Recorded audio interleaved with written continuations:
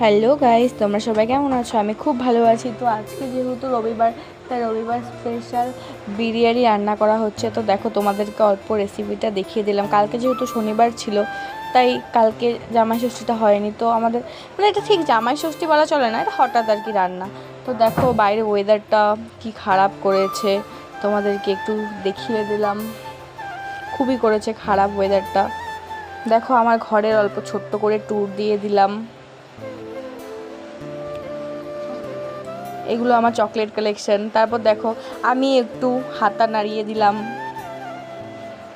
এখানে চিকেন রান্না করা হচ্ছিল বিরিয়ানির জন্য। তারপর আলু দেওয়া হলো, তারপর আলুর মধ্যে মাংস দেওয়া হলো, তারপর ওটাকে অনেকক্ষণ কষানো হলো।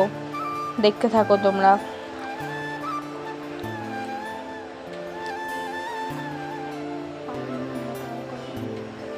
পারি না, তাও ট্রাই করলাম। ট্রাই তো একবার করাই যায় না।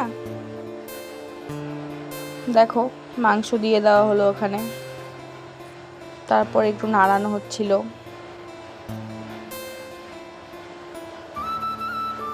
এখানে ভাত করা হলো।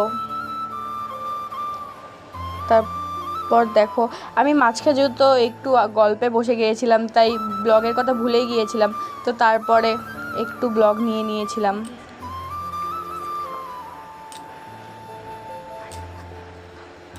দেখো এখানে বিরিয়ানির তৈরি চলছিল। এখানে ডিম ছোলা হয়েছিল। দেখো বিরিয়ানি রেডি হয়ে গেছে ফাইনালি।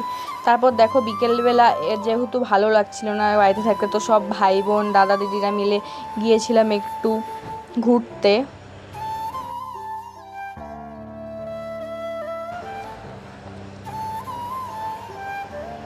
ওয়েদারটা যেহেতু খুবই খারাপ, আমরা বেরিয়েছিলাম এই 5টার দিকে। খুব দেরি হয়ে গিয়েছিল, নাহলে আরও ঘুরতে পারতাম। আমরা গিয়েছিলাম খয়ারবাড়ি ফরেস্টে। যেহেতু যেতে যেতে খুব দেরি হয়ে গিয়েছিল, তাই ফরেস্টটা বন্ধ হয়ে গিয়েছিল। তাও আমরা একটু আশেপাশে চারিদিকে ঘুরে এসেছি। দেখো সবাইকে। এটা হলো তোমার আমাদের এখানে স্টেশন দিয়ে রাস্তা। এই যেহেতু শর্টকাট হয়, তাই শর্টকাট দিয়ে গিয়েছি, যেহেতু দেরি হয়ে গিয়েছিল। দেখো রাস্তাটা কত সুন্দর, আর চারিদিকে কত জঙ্গল। তো তোমরা ততক্ষণ রাস্তাটা দেখতে থাকো, তারপর আবার গিয়ে তোমাদের সাথে কথা বলছি। দেখো জাস্ট রাস্তাটা। কেউ যদি চিনতে পারো তাহলে অবশ্যই কমেন্ট করে আমাকে বলবে, আমি সবার কমেন্টে রিপ্লাই দেবো।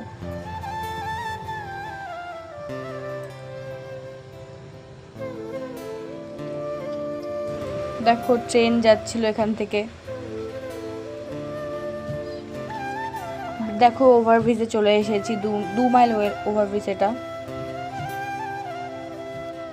যেহেতু আমরা শর্টকাট দিয়ে গিয়েছিলাম, তাই আমাদের আবার উপরে উঠতে হয়েছিল। দেখো ওয়েদারটা কত খারাপ, তাও আমরা গিয়েছিলাম। অনেকদিন পর সবাই একসাথে হয়েছিলাম, এই জন্য। দেখো ওভারব্রিজে চলে এসেছি। তোমরা রাস্তাটা দেখতে থাকো।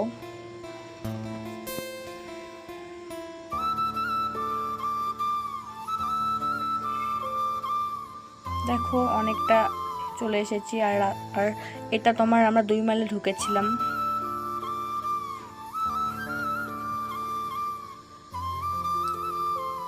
দেখো গাছগুলো কত বড় বড়।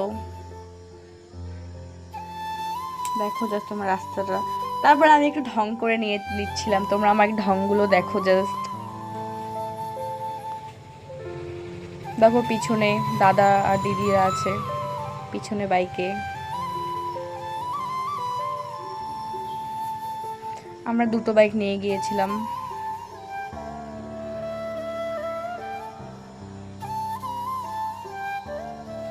সবাই হাই করে দিল। দেখো চলে এসেছি প্রায়, আর অল্প বাকি রাস্তা।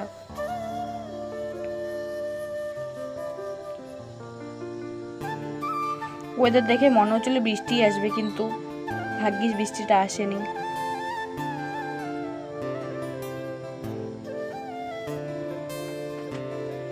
দেখো আবার একটু ঢং করে নিচ্ছিলাম। তোমরা এটা দেখো, রাস্তাটা দেখতে থাকো। বলতে বলতে পৌঁছেই গিয়েছিলাম। তোমরা আমার ভিডিওটা ভালো লাগলে অবশ্যই লাইক, কমেন্ট, সাবস্ক্রাইব আর শেয়ার করে দিও। দেখো ফরেস্টে ঢুকে পড়েছি, যেহেতু দেরি হয়ে গিয়েছিল তাই বন্ধ হয়ে গিয়েছিল। তো এমনি চারপাশটা একটু ঘুরে দেখছিলাম। খয়েরবাড়ি গিয়েছিলাম, তো খয়েরবাড়ি আমরা অনেক গিয়েছি, তাই অতটাও ইন্টারেস্ট ছিল না। আর যেহেতু বিকাল হয়ে গিয়েছিল তাই আশেপাশে কোনো জায়গা ছিল না, তাই এটাতে গিয়েছি। তোমরা দেখতে থাকো। জাস্ট পৌঁছে গিয়েছিলাম আমরা সেই সময়।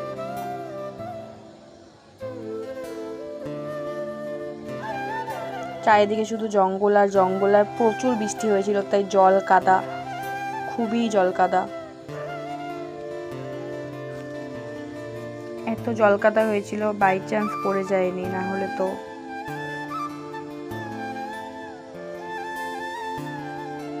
দেখো জাস্ট কতটা ভয়ানক জঙ্গল।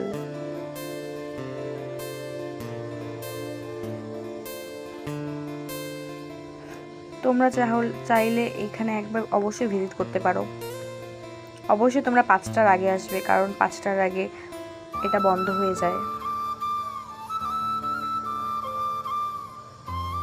খুবই সুন্দর জায়গাটা, আর জঙ্গলটাও খুবই সুন্দর। যেহেতু ভিতরে যেতে পারিনি তাই বাঘ ঠাক কিছু তোমাদের দেখাতে পারলাম না। নেক্সট বার গেলে অবশ্যই তোমাদেরকে দেখাবো। দেখো গাছগুলো কত বড় বড়, এগুলো সব শাল গাছ। এখানে শাল গাছ দিয়ে বেশি ভর্তি। আর রাস্তাটা জাস্ট দেখো, কতটা জল হয়েছিল সেই দিন, অনেক বৃষ্টি হয়েছিল। এটা জামাই ষষ্ঠী ঠিক পরের দিন, রবিবার।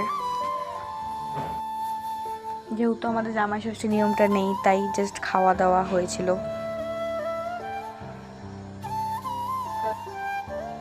দেখো তোমরা জাস্ট রাস্তাটা। হয়তো সেদিন লাকটা বেশি ভালো ছিল না তাই বেশি কিছু ওখানে দেখতে পারিনি বলে বেশি কিছু সত্যি দেখতে পারিনি। আর যেগুলো দেখেছি সেগুলো ক্যাপচার করতে পারিনি।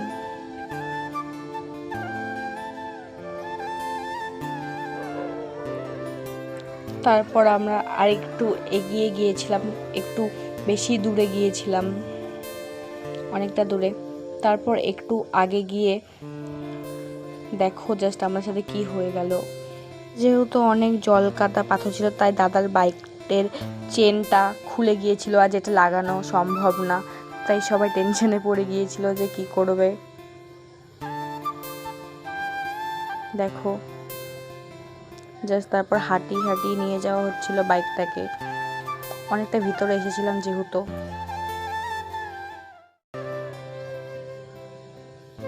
তারপর দাদা আমাদের ওখানে রেখে তারপর আবার বাইকটাকে আনতে গিয়েছিল।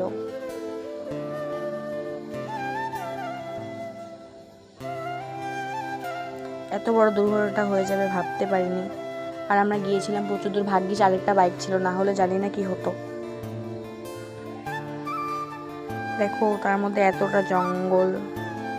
ভাগ্যিস বিকেল হয়নি, আমরা যখন পৌঁছে তখন বেজে গিয়েছিল 5:30, কারণ কি বেরিয়েছিলাম আমরা অনেক দেরি করে। দেখো তারপর এখানে এসে একটু দাঁড়িয়েছিলাম, কারণ তখন বাইকটা আনতে গিয়েছিল। দেখো তারপর একটা ফাইনালি গ্যারেজ খুঁজে পাওয়া হয়েছিল। তারপর সেখানে চেনটাকে ঠিক করা হচ্ছিল, কারণ চেনটা খুব বাজেভাবে ছিঁড়ে গিয়েছিল। তারপর দেখো আসার সময় বাইকটাকে কিভাবে আনা হচ্ছিল, কারণ ওই বাইকে তখন এসেছিল না। তারপর দেখতে দেখতে সন্ধ্যা হয়ে গেল। এবার বাড়ির দিকে রওনা দিয়েছিলাম। আর আকাশটা জাস্ট দেখো কতটা সুন্দর লাগছিল। আর তখন আমাদের বাইক ঠিক হয়ে গিয়েছিল। তোমরা অবশ্যই এত রিস্ক নিয়ে যেও না, সবসময় ঠিক করা জিনিসটা অবশ্যই ক্যারি করো। আমরা যেহেতু ভুল করেছিলাম। দেখো আসার সময়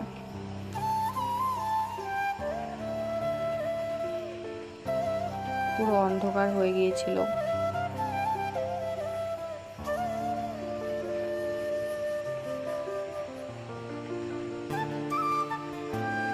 এটা 2 মাইল ব্রিজে 2 মাইলে চলে এসেছিলাম। 2 মাইল ব্রিজটা এটা। দেখো রাস্তাটা জাস্ট কতটা সুন্দর লাগছে, আর আকাশটা বিশেষ করে কতটা মানে রয়্যালিস্টিক লাগছিল আর কি।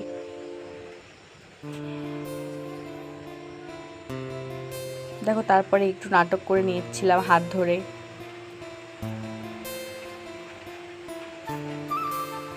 রাত্রে আরও মজা হয়েছে, কিন্তু ব্লগ কন্টিনিউ করতে একদমই মাথা থেকে বেরিয়ে গেছে। তো এই ব্লগটা এখানে শেষ করলাম, বাই।